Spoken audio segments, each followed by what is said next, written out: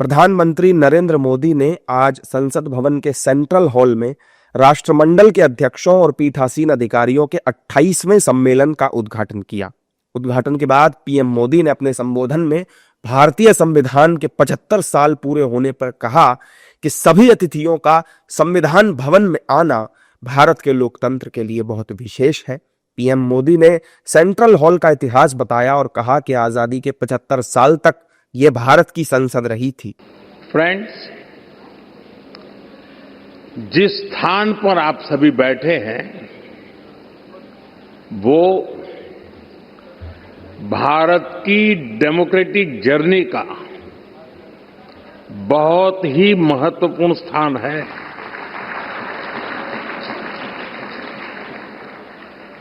गुलामी के आखिरी वर्षों में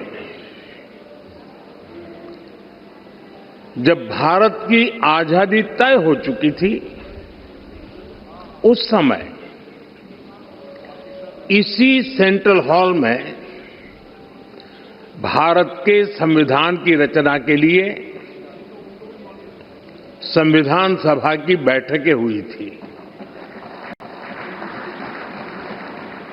भारत की आजादी के बाद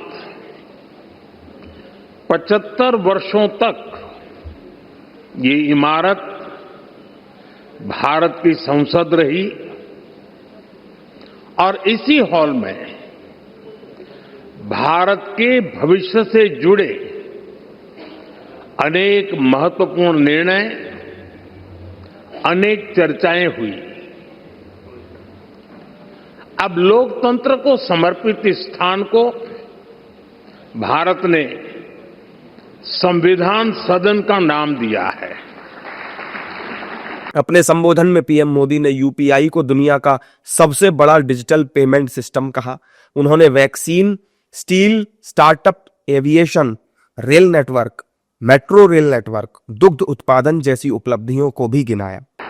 आज भारत में यूपीआई दुनिया का सबसे बड़ा डिजिटल पेमेंट सिस्टम है। आज भारत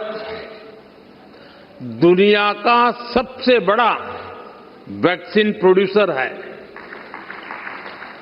आज भारत दुनिया का नंबर 2 स्टील प्रोड्यूसर है। आज भारत में दुनिया का तीसरा सबसे बड़ा स्टार्टअप इकोसिस्टम है।